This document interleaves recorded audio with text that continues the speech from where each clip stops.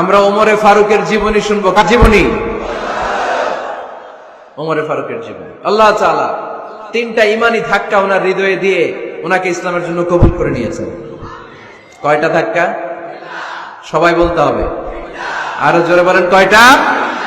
তিনটা। এক নম্বর ধাক্কা হচ্ছে বিশ্বনবীর দোয়ার ধাক্কা। দোয়ার একটা ধাক্কা আছে না নাই? এটা বড় ধাক্কা। এটা ব্যালিস্টিক ক্ষেপণাস্ত্রের চেয়েও কড়া, মারাত্মক। মিসাইল হামলা করলে যেমনি লক্ষ্যবস্তু ভেদ করে, দোয়ার মতো দোয়া করলো, দোয়া যে লক্ষ্যবস্তুতে আঘাত হানে, ঠিক কিনা?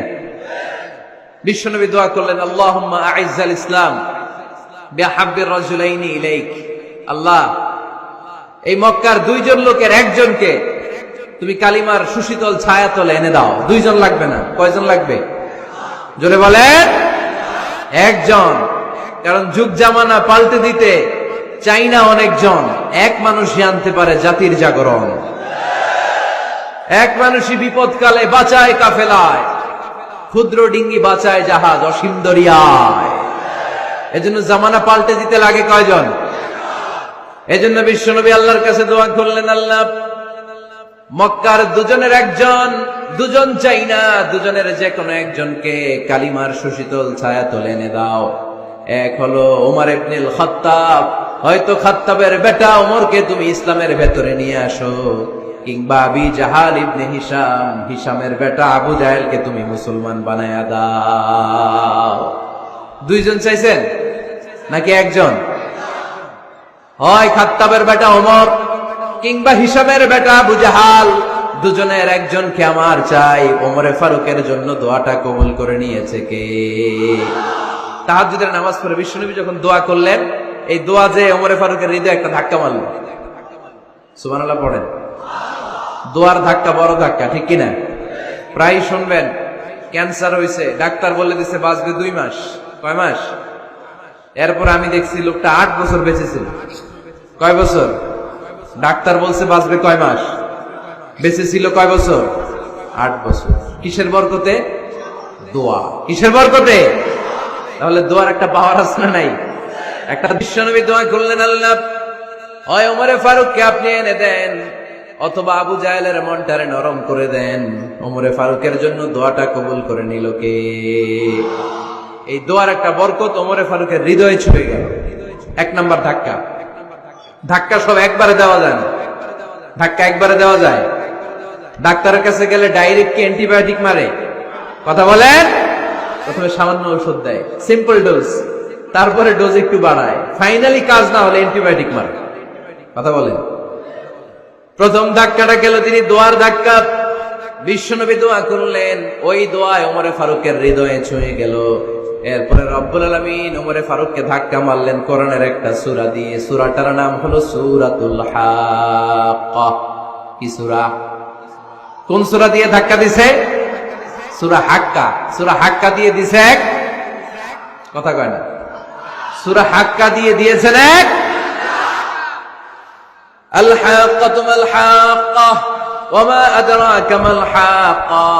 সূরা হাক্কা দিয়ে আল্লাহ একটা ধাক্কা মারলেন। ওই যে দোয়া করলেন বিশ্বনবী, দোয়ার পর সাইয়েদনা ওমর ফারুকের হৃদয়ের মধ্যে উথাল পাথাল শুরু হয়ে গেল। সব সময় লুকিয়ে লুকিয়ে বিশ্বনবীরে ফলো করে।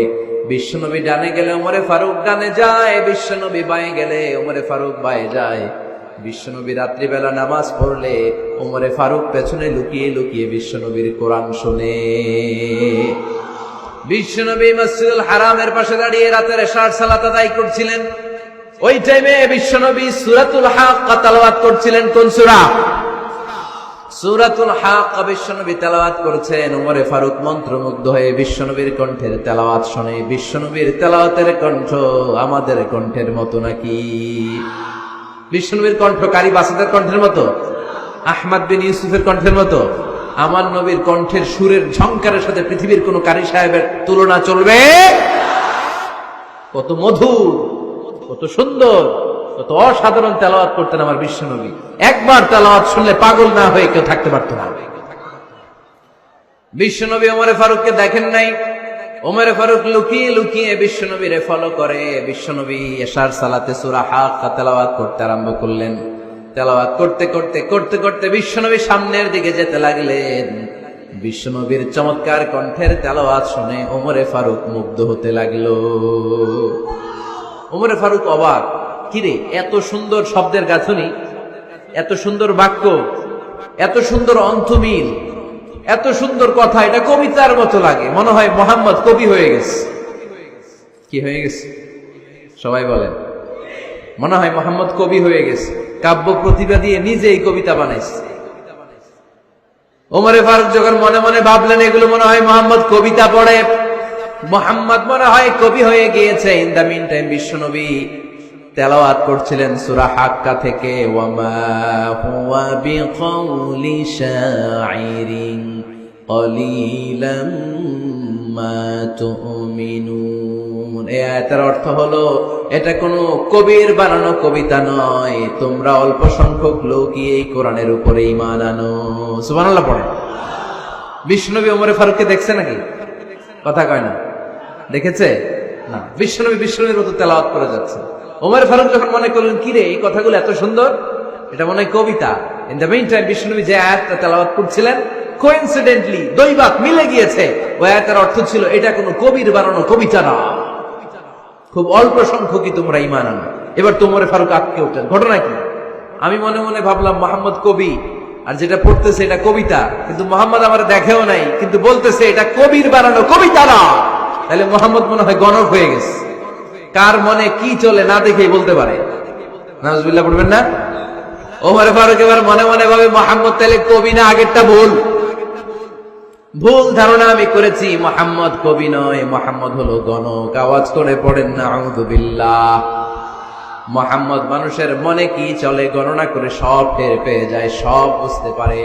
বিশ্বনবী তখন যে আয়াতটা তেলাওয়াত করছিলেন সেটা হলো ওয়ালা বিকাউলি কাহিনিন ক্বালিলাম মা তাযাক্কারুন। বিশ্বনবী তখন যে আয়াতটা তেলাওয়াত করছিলেন এই আয়াতের অর্থ হলো এটা কোনো গণকের বানানো কথা নয়, খুব অল্প সংখ্যক লোকই তোমরা উপদেশ গ্রহণ করো। বিশ্বনবী ওমর ফারুককে দেখে? কথা কয় না, দেখে না, কিন্তু মিলে যাচ্ছে। ওই আয়াতের পরের আয়াতটা ছিল এটা গণকের বানানো কোনো গণনা নয়, খুব অল্প সংখ্যকই তোমরা ঈমান আনো। এবার তো ওমর ফারুক বেহুশ। হায় হায়, প্রথমে ভাবলাম কবিতা, সে পড়ে যাচ্ছে না কবির বানানো কবিতা না। এরপর মনে মনে ভাবলাম মনে হয় গণক, সে বলে না এটা গণকের বানানো গণনা নয়। তাহলে এটা কি? এটা কি? কি এটা? কি পড়ে মুহাম্মদ, যার কণ্ঠের তেলাওয়াত শুনলে মানুষ পাগল হয়ে যায়।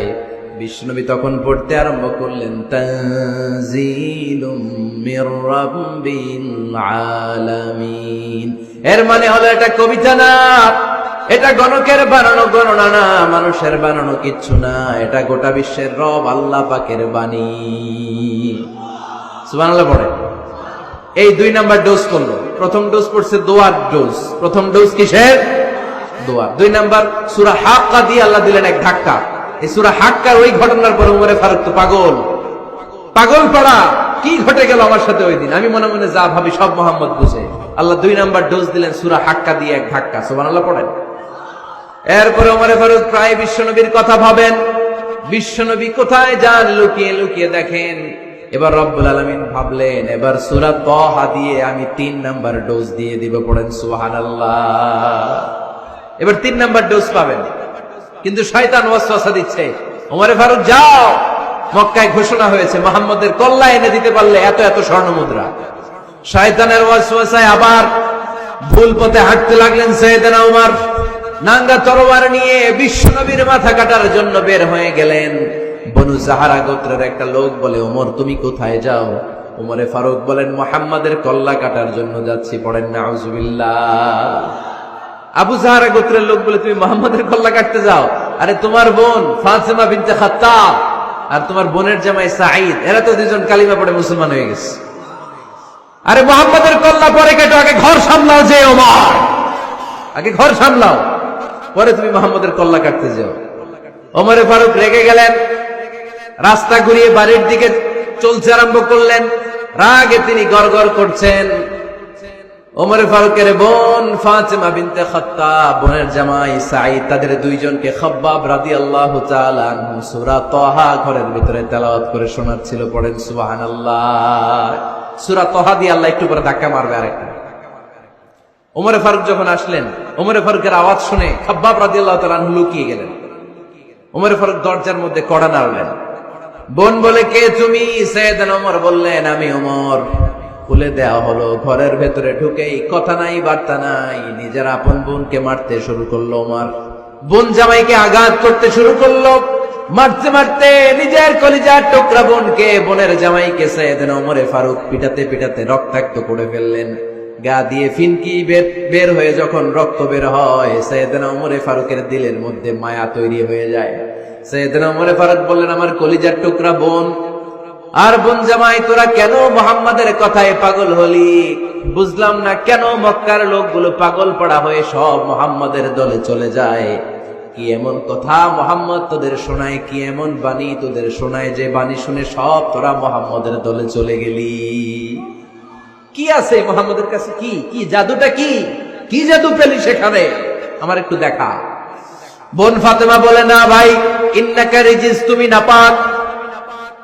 লা ইয়ামাসসুহু ইল্লাল মুতাহহারুন, পাক পবিত্র না হয়ে আল্লাহর এই কালামে স্পর্শ করা যায় নাকি? আওয়াজ করে বলেন, স্পর্শ করা যায়? ভাই তুমি গোসল করে আসো, তাহলে তোমার হাতে তুলে দিব, তুমি পড়লেই বুঝতে পারবা কি আছে আল্লাহর এই কোরআনে। সুবহানাল্লাহ পড়েন। সাইয়েদনা ওমর ফারুক গোসল করে আসলেন। বোন এবার সূরা তাহা চামড়ার মধ্যে সূরাতু তাহার কিছু অংশ লিখে খাব্বাব রাদিয়াল্লাহু তাআলা আনহু লুকিয়েছিলেন। ওনার হাত থেকে সূরা তাহার অংশটা নিয়ে সাইয়েদনা ওমর ফারুকের বোন ওমর ফারুকের হাতে দিয়ে বলল, ভাই তুমি আসার আগে এই অংশটা সবাই মিলে তেলাওয়াত করছিলাম। ওমর ফারুকের হৃদয়টা তখন একেবারে নরম, কারণ আগে ধাক্কা খাইছে কয়টা? জোরে বলতে হবে। প্রথম ধাক্কাটা কিসের? হ্যাঁ, দোয়া। দ্বিতীয়টা হাক্কা, সূরার নাম হাক্কা দিয়ে দিয়েছেন আল্লাহ ধাক্কা। এবার দিবে সূরা তাহার ধাক্কা। ওমর ফারুক হাতে নিলেন। খুব ভালো আরবি জানতেন, চমৎকার আরবির অর্থ বুঝতেন, কারণ আরবি ভাষাভাষী মানুষ। হাতে নিয়ে নজর দেওয়ার পরে ওনার চোখ দিয়ে দাঁড় দাঁড় করে পানি বের হয়ে গেল। ওমর ফারুক আয়াতগুলোর দিকে তাকিয়ে পড়তে আরম্ভ করলেন। তাহা মা আনজালনা আলাইকাল কুরআনা লিতাশকা ইল্লা তাযকিরাতান লিমান ইয়াখশা তানজিলাম মিম্মান খালাকাল আরদা ওয়াস সামাওয়াতিল উলা। পড়েন সুবহানাল্লাহ। উনি পড়তে আরম্ভ করলেন, তাহা মা আনজালনা আলাইকাল কুরআনা লিতাশকা, এই কোরআনকে হতভাগা জাতি হিসেবে থাকার জন্য তোমাদের উপর নাজিল করি নাই। তানজিলাম মিম্মান খালাকাল আরদা ওয়াস সামাওয়াতিল উলা, এটা ওই রবের পক্ষ থেকে, ওই সত্তার পক্ষ থেকে নাজিল হয়েছে যেই রব জমিন তৈরি করেছেন, যেই রব বিশাল সুবিশাল আকাশও তৈরি করেছেন। সুবহানাল্লাহ পড়েন। সূরা তাহা এই চমৎকার অসাধারণ শব্দ গাঁথনি দিয়ে এই আয়াতগুলো যখন পড়তে আরম্ভ করলেন, ওমর ফারুক আর নিজের উপর ব্যালেন্স রাখতে পারলেন না, আর ধরে রাখতে পারলেন না। এবার ডাইরেক্ট অ্যাকশন। এবার কি? এবার কি? 3 নাম্বার ধাক্কা খেয়ে, সূরা তাহার ধাক্কা খেয়ে আর সামলাতে পারলেন না, পাগলের মতো হয়ে গেলেন। বলতে আরম্ভ করলেন, আইনা মুহাম্মদ, মুহাম্মদ কোথায়? সাইয়েদনা খাব্বাব বললেন, বিশ্বনবী সাফা পাহাড়ের পাদদেশে দারুল আরকাম ইবনে আবিল আরকামের ঘরে বসে বসে লুকিয়ে লুকিয়ে কোরআনের দাওয়াত দিচ্ছে। ওমর, তুমি যদি মুহাম্মদ সাল্লাল্লাহু আলাইহি ওয়াসাল্লামের দেখা পেতে চাও, তাড়াতাড়ি দারুল আরকামের ঘরের দিকে ছুটে যাও। ওমর ফারুক তলোয়ার নিয়ে ছুটলেন, পাগলের মতো ছুটলেন, আর ধৈর্য ধারণ করতে পারেন না। বিশ্বনবীর নূরানী চেহারাটা একবার দেখার জন্য পাগলের মতো ছুটতে আরম্ভ করলেন। ওমর ফারুককে দারুল আরকামের কাছে আসতে দেখে বিশ্বনবীর চাচা হামজা ইবনে আব্দুল মুত্তালিব এসে বলে, নবী তাড়াতাড়ি দারুল আরকামের ঘর থেকে আপনি পালিয়ে অন্য কোথাও চলে যান। ওই যে ওমর ইবনে খাত্তাব নাঙ্গা তলোয়ার নিয়ে আপনার উপর আক্রমণ করার জন্য ছুটে আসছে গো নবী। বিশ্বনবী বললেন, ও আমার সাহাবারা, ও আমার চাচা হামজা, সবাই আপনারা সরে যান, ওমরে আসতে দেন, ওমরে বাধা দিয়েন না। কারণ কিছুদিন আগে তাহাজ্জুদের নামাজ পড়ে আমি আল্লাহর কাছে একটা বিশেষ দোয়া করেছি, আমার মন বলছে ওই দোয়াটা আল্লাহ কবুল করতে শুরু করেছে। ওমরে ফারুক চলে আসলেন, এসে কোনো কথা নাই, চিৎকার দিয়ে বললেন, আশহাদু আল্লা ইলাহা ইল্লাল্লাহ ওয়া আশহাদু আন্না মুহাম্মাদান আবদুহু ওয়া রাসূলুহু। আমি সাক্ষ্য দিলাম আল্লাহ এক, অদ্বিতীয়, আল্লাহ ছাড়া কোনো ইলাহা নাই, নিশ্চয় আপনি মুহাম্মদ আল্লাহর বান্দা এবং রাসূল। সুবহানাল্লাহ পড়েন। এই কালমা শাহাদাতের ভেতরে আল্লাহর কথা, আমার নবীর কথা ঢুকিয়ে দিয়েছে কে? ঝিনুকের ভেতর লুকিয়ে থাকে যেমন মতি, ঝিনুকের ভেতর লুকিয়ে থাকে যেমন মতি, কালমা শাহাদাতে আছে আল্লাহর জ্যোতি, কালমা শাহাদাতে আছে আল্লাহর জ্যোতি। পড়েন, ঝিনুকের ভেতর লুকিয়ে থাকে যেমন মতি, ঝিনুকের ভেতর লুকিয়ে থাকে যেমন মতি, কালমা শাহাদাতে আছে আল্লাহর জ্যোতি, কালমা শাহাদাতে আছে আল্লাহর জ্যোতি। পড়েন আল্লাহু আকবার। ওই শাহাদাতের জ্যোতি সাইয়েদনা ওমর ফারুকের হৃদয়টারে উজ্জ্বল করে দিল।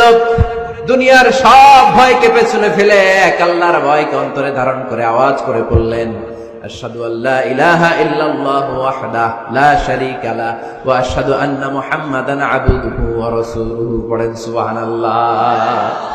তিনটা ধাক্কা। কয়টা? সবাই বলতে হবে কয়টা? প্রথম ধাক্কাটা দোয়া, দ্বিতীয় ধাক্কা হাক্কা, তৃতীয় ধাক্কা সূরা তাহা। তিনটা ধাক্কার মাধ্যমে সাইয়েদনা ওমর ফারুককে মুসলমানদের লিডার বানায় দিল কে? ওমর ফারুক কালিমা পড়ে মুসলমান হয়ে গেছে। নও মুসলিম সাহাবাদের মধ্যে আনন্দের বন্যা বয়ে গেল। বিশ্বনবী খুশি হয়ে গেলেন, আল্লাহ শুকরিয়া করলেন, আল্লাহ তুমি আমার দোয়া ফিরিয়ে দাও নাই। আমি বলেছি দুজনের একজনকে চাই, তুমি ওমরে ফারুককে দান করেছো। পড়েন আলহামদুলিল্লাহ। এবার ওমরে ফারুক বিশ্বনবীর প্রশ্ন করলেন, নবী আলাসনা আলাল হক, আমি প্রশ্ন করি উত্তর দেন, আমরা কি সত্যের উপর নাই? বিশ্বনবী বললেন, বালা ওমর, আমরা এই সত্যের উপরে আছি। আমাদের কোরআন কি সত্য নয়? বিশ্বনবী বললেন, কোরআনও সত্য। আমাদের রব আল্লাহ কি সত্য নন? বিশ্বনবী বললেন, সত্য। ওমরে ফারুক বললেন, তাহলে ফিমাল ইখতিফা, তাহলে লুকিয়ে লুকিয়ে আর গোপনে দাওয়াতি কাজ কেন? আপনি সত্য নবী, কোরআন সত্য কিতাব, আমার রব আল্লাহ সত্য, আর আমি ওমর কালিমা পড়ে মুসলমান হয়ে গিয়েছি, তাহলে ফিমাল ইখতিফা, আর লুকিয়ে লুকিয়ে কোরআনের দাওয়াত দিবেন কেন? বের হন, মক্কার শহরের মাঝখানে চলে আসেন, চিৎকার করে আমরা আল্লাহর নামের ঘোষণা দেব। বিশ্বনবী বললেন, না ওমর,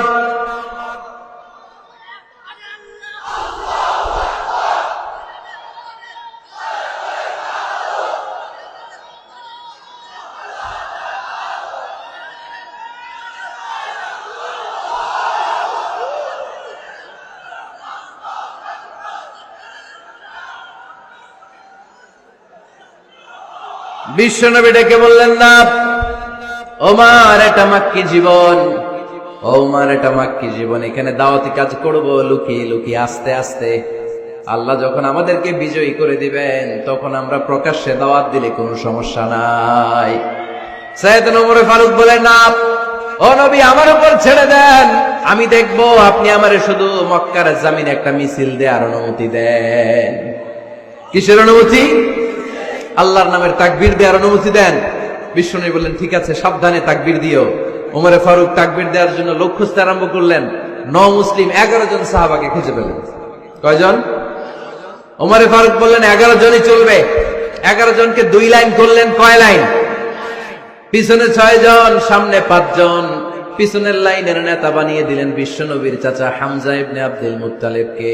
প্রথম লাইনের 5 জনের নেতৃত্ব দিতে আরম্ভ করলেন সাইয়েদনা ওমরে ফারুক নিজেই। 2 লাইন তাকবীর দিতে জানলে বেশি মানুষ লাগে না, 10 জন দিয়ে গোটা বিশ্বটারে কাঁপিয়ে দেয়া যায়। 11 জন 6 আর 5। ওমর ফারুক সামনে দাঁড়ালেন। ওমর ফারুক সামনে দাঁড়িয়ে এবার আল্লাহর নামের স্লোগান দিবেন, ওমরে ফারুক বললেন, আমরা খুব লম্বা চূড়া স্লোগান দেব না, খুব ছোট্ট, দারুল আরকামের ঘর থেকে কাবা ঘর পর্যন্ত, বাইতুল্লাহ পর্যন্ত এতটুকু জায়গা আমরা তাকবীর দিতে দিতে সামনের দিকে এগোবো, পৃথিবীর কোন শক্তি আমাদেরকে থামায় দিতে পারবে না। ওমরে ফারুক তখন এক বাক্যের একটা ভাষণ দিলেন। কয় বাক্যের? ওমরে ফারুক সামনে দাঁড়িয়ে বললেন, মান আরাদা আন তাসকুলা উম্মুহু ইয়া জামা ওয়ালাদুহু তারমিলা যাওজাতুহু ফালিয়াসুদ্দানি। কে আছো? মান আরাদা আন তাসকুলা উম্মুহু, কে আছো মায়ের বুক খালি করতে চাও? ইয়া জামা ওয়ালাদু, কে আছো বাচ্চাগুলারে, সন্তানগুলারে ইতিম বানাতে চাও? তারমিলা যাওজাতুহু, কার এত বড় বুকের পাটা আছে দেখি, কে আছো স্ত্রীকে বিধবা বানাতে চাও? বুকের পাটা থাকলে আমি উমরে থামাও, যদি সাহস থাকে আমি উমরের মিছিল থামাও। ওমরে ফারুক শুরু করলেন, আল্লাহু আকবার, আল্লাহু আকবার, আল্লাহু আকবার। স্লোগান দিতে দিতে সাইয়েদনা ওমরে ফারুক কাবার গিলাফ যে স্পর্শ করলেন, ওমরে ফারুকের এই স্লোগান কেউ থামাতে পারে নাই। কিয়ামত পর্যন্ত এই আল্লাহর নামের স্লোগান কেউ থামাতে পারবে না। চিল্লায় বলো ঠিক কিনা?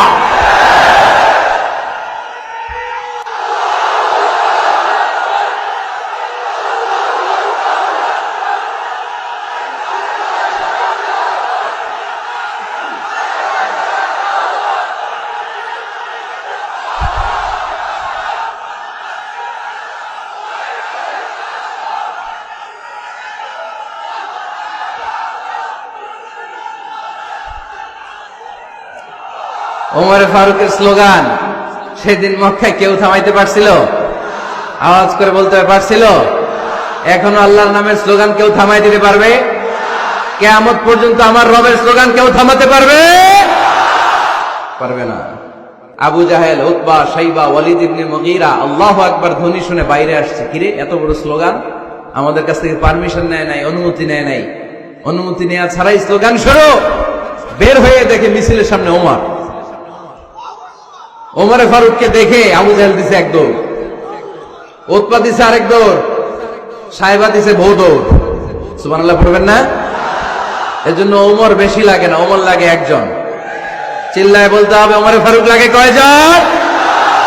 একজন। ওমরই গোটা বিশ্বের চেহারা পাল্টে দিতে সক্ষম। চিল্লায় বলেন ঠিক কিনা? গোটা বিশ্বে মুসলমানদের আছে করুণ অবস্থা।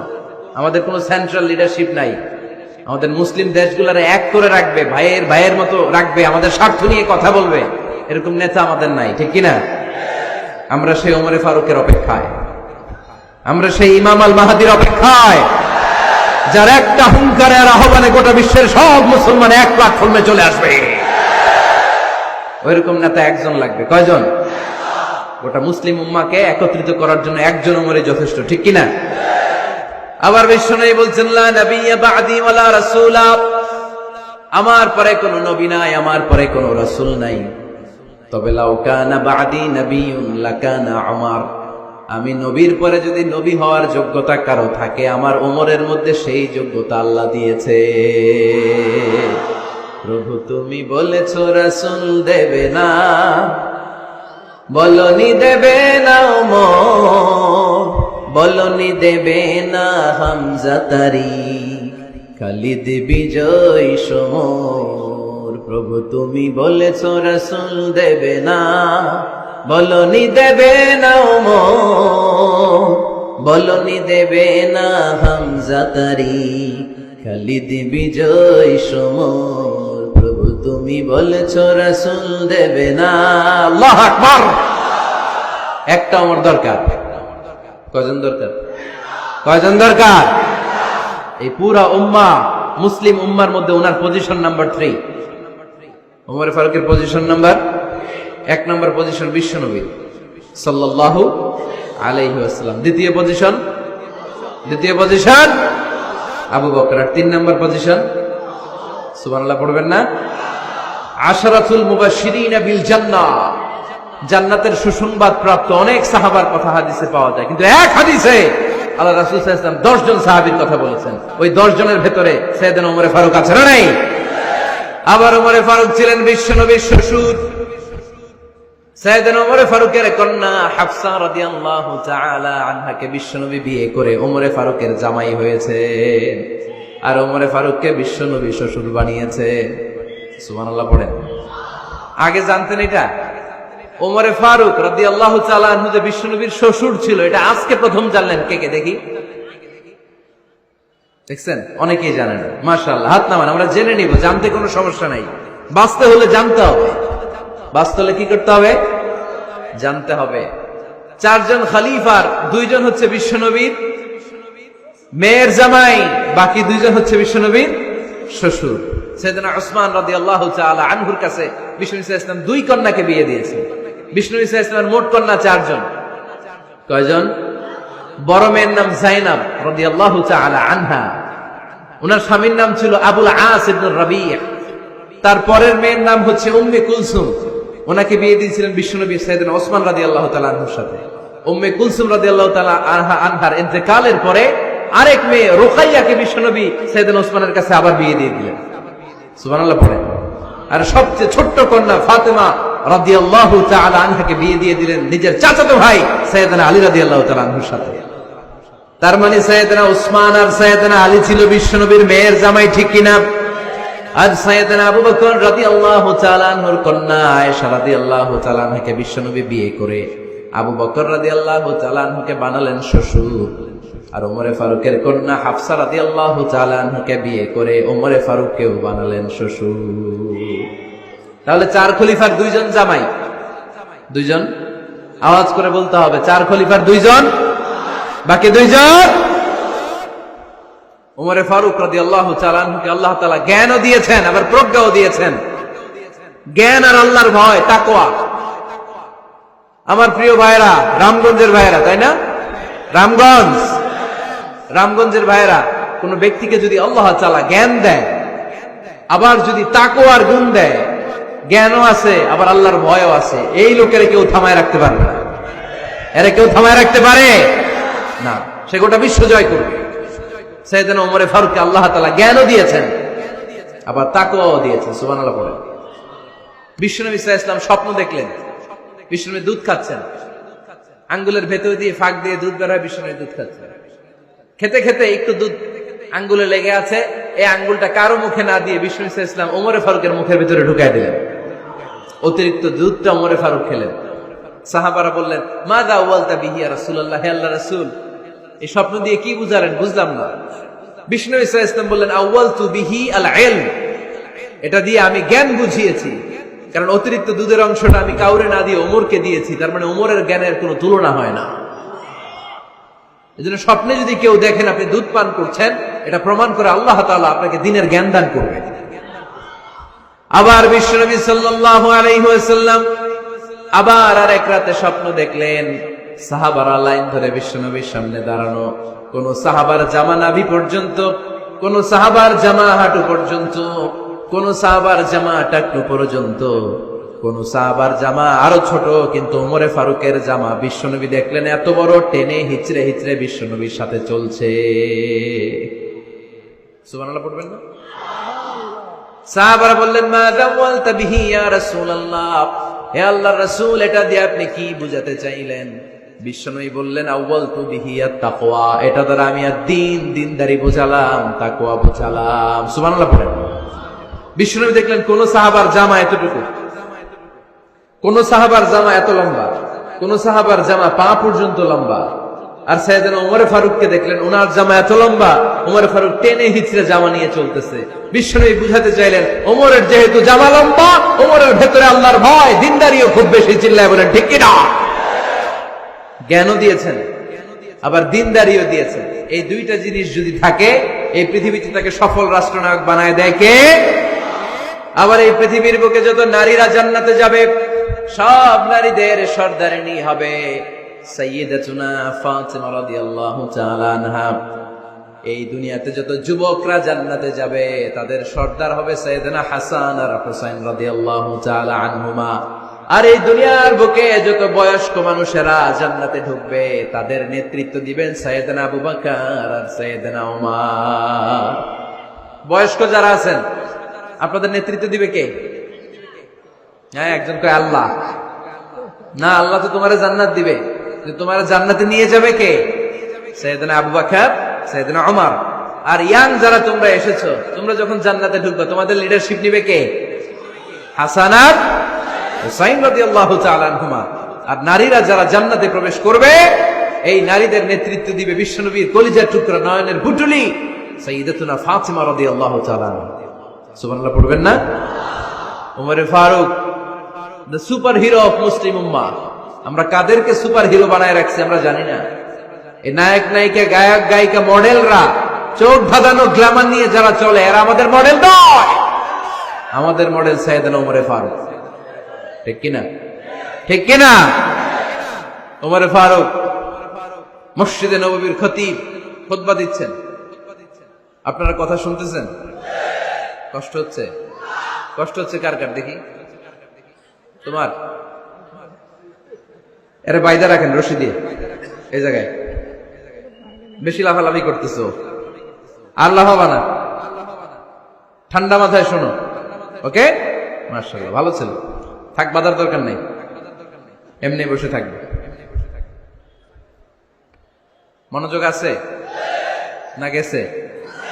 আছে? আচ্ছা, আরো কয়েক মিনিট শুনবেন না? আচ্ছা। ওমর ফারুক রাদিয়াল্লাহু তাআলা আনহু জুমার খুতবা দিচ্ছেন। ওঠা বসা করলে আমি আলোচনা বন্ধ করে দেব। নো ওয়ে, নো ওয়ে, কেউ উঠতে পারবে না। সময় দিয়েছিলাম 1 মিনিট। যার উঠে যেতে মনে চায়, সকাল থেকে বসে আছেন, ওয়াশরুমে যাবেন, যান। সময় দিলাম, এরপরে উঠা বসা কেন আবার? একজন উঠতে পারবে না। এদেরকে টাইনে নামান তো, বসান, টান দেন, জামা ধরে টান দেন। হ্যাঁ, টানেন। হ্যাঁ, ঠিক আছে, আরো জোরে বসান, টাইনে বসান। হ্যাঁ, ঠিক আছে, এদেরকে টান দেন, এদের বসান, এগুলারে জামা ধরেন, জামা ধরেন, ধরেন, চাদর ধরেন। হ্যাঁ, ঠিক আছে, এই দাঁড়াইছে, ঘেরে বসেন, বস। এবার এদিকে তাকান। ওমর ফারুক জুমার খুতবা দিচ্ছেন। কিসের খুতবা? খুতবার মাঝখানে হঠাৎ চিৎকার মেরে বললেন, ইয়া সারিয়াত ইবনে জানিমিল জাবাল, ফিল জাবাল, ইয়া সারিয়াত ইবনে জানিমিল জাবাল।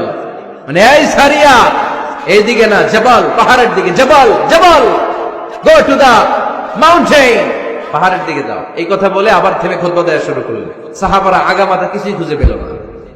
আগের কথার সাথেও মিল নাই, পরের কথার সাথেও মিল নাই। জুমার নামাজ শেষ। সাহাবারা বললেন, আমিরুল মুমিনিন, খলিফাতুল মুসলিমিন ওমর ফারুক জুমার খুতবা দেওয়ার সময় হঠাৎ চিৎকার মেরে বললেন, ইয়া সারিয়াত ইবনে জানিমিল জাবাল।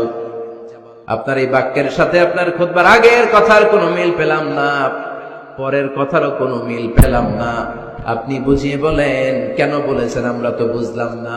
সাইয়েদনা ওমর ফারুক বলেন, আমি যখন জুমার খুতবা দিচ্ছি, হঠাৎ আমার চোখের মধ্যে ভেসে উঠলো ওই যে গত কয়েক মাস আগে আমি আমার মুসলিম সেনাপতিকে ইরানে, পারস্যে, ওই ইরানের বিশাল রাজ্যে যুদ্ধের জন্য পাঠিয়েছি। আমি দেখলাম যুদ্ধের একটা ভয়ঙ্কর মুহূর্তে আমার মুসলিম সেনাপতি ভুল দিকে চলতে আরম্ভ করেছে। বাম দিকে তার পাহাড়, ডান দিকে উপত্যকা।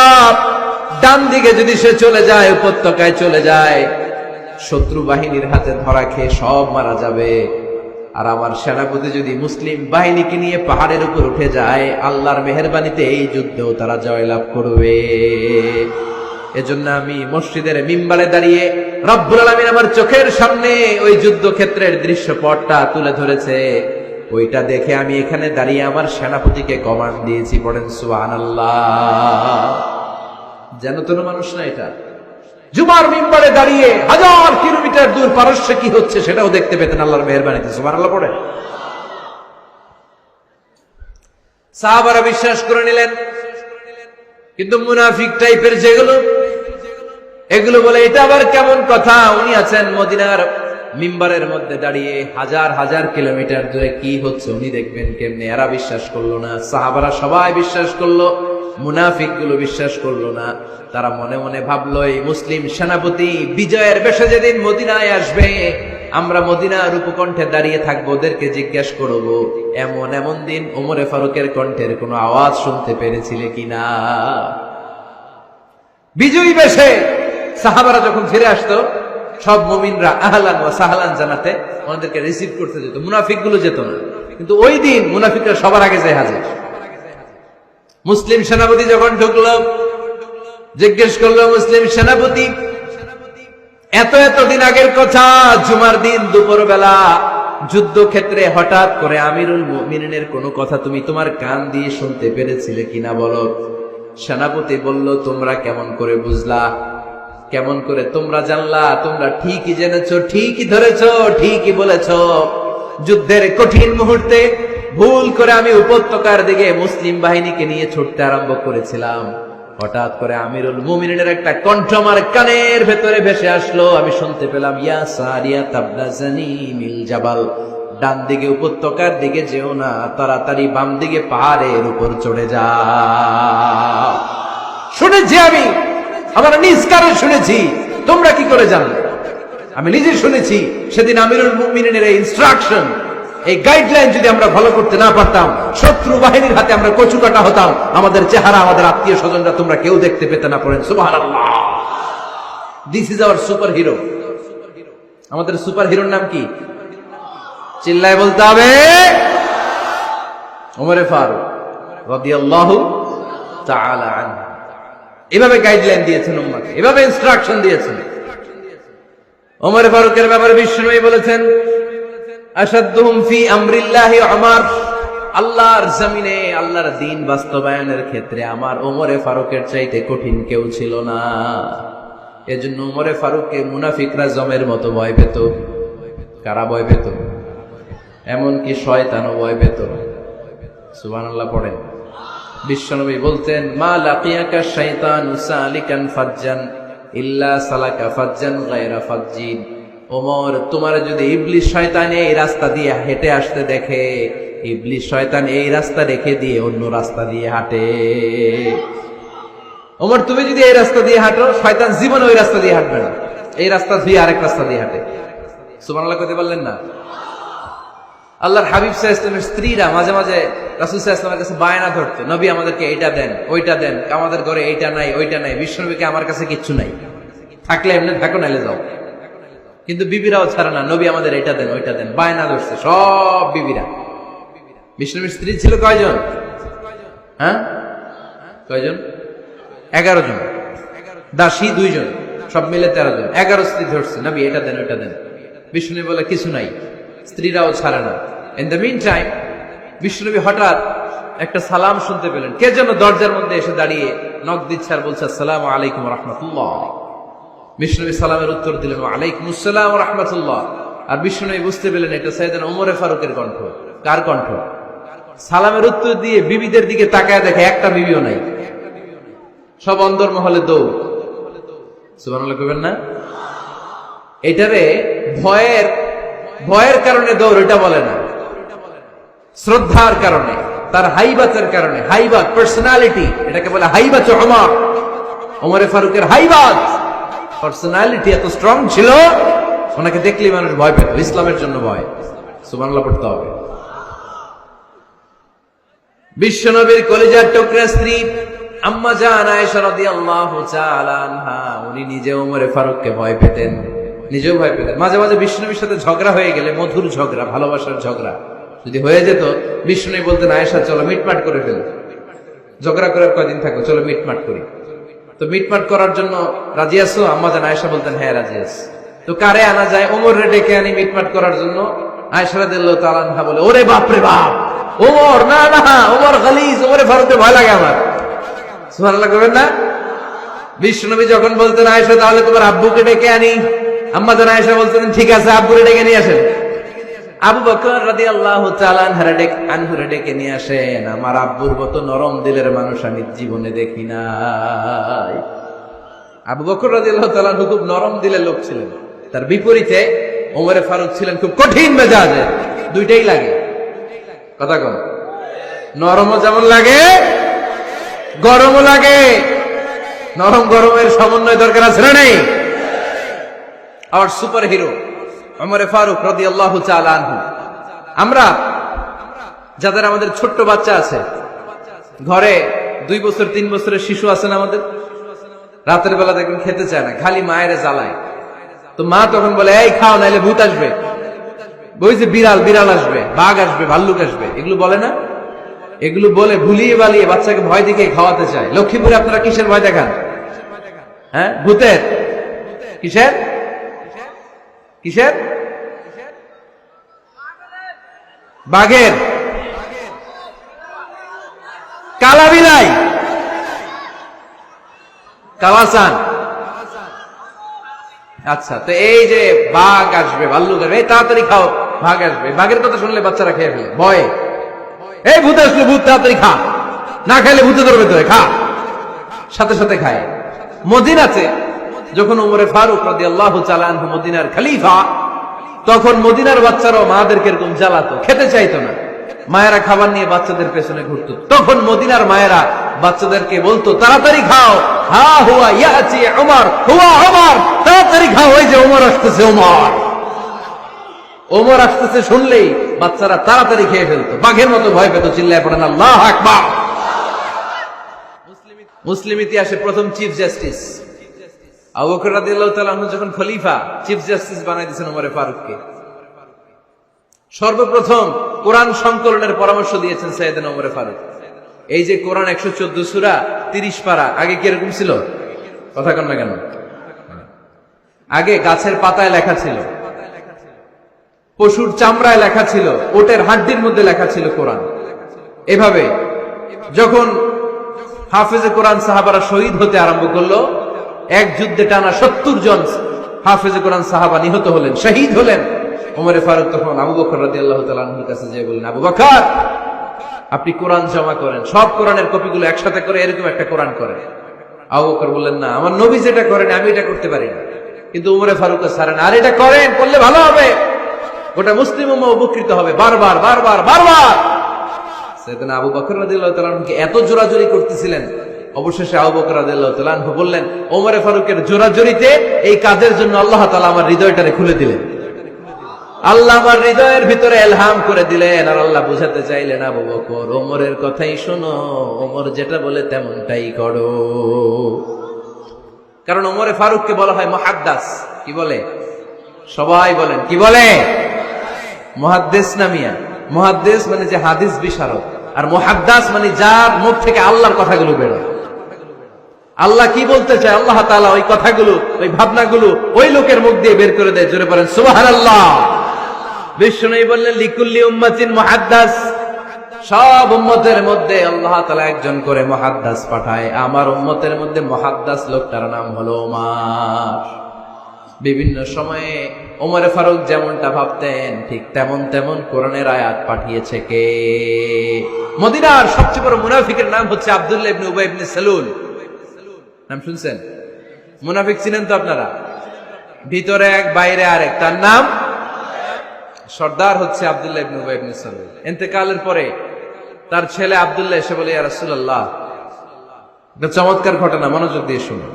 ইয়া রাসূলুল্লাহ, আমার আব্বা আব্দুল্লাহ ইবনে উবাই ইবনে সালুল মুনাফিকদের লিডার, আপনিও জানেন আমিও জানি, কিন্তু আমার তো বাবা, আমার কি, আমার তো মায়া লাগে।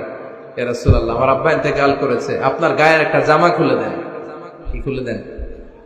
এই জামাটা দিয়ে আমার বাবারে দাফন দিব, আর আপনি যে আমার বাবার জানাজার নামাজের ইমামতি করবেন, আসেন। ওমরে ফারুক বললেন, না, আপনি যাবেন না। বিশ্বনবী দয়ার নবী, মায়ার নবী, রহমতের নবী, মায়া লেগে গেছে, আব্দুল্লাহর চোখের পানি দেখে যেতে আরম্ভ করলেন। ওমরে ফারুক বললেন, খবরদার, নবী যাবেন না। বিশ্বনবী যাওয়ার জন্য রওনা হলেন। ওমরে ফারুক বিশ্বনবীর জুব্বা টেনে ধরলেন। সুবহানাল্লাহ। কোন আমাদের দেশে হইলে কি বলতাম আমরা? বেয়াদবি করছে না? না, সম্পর্কটা এমন ছিল।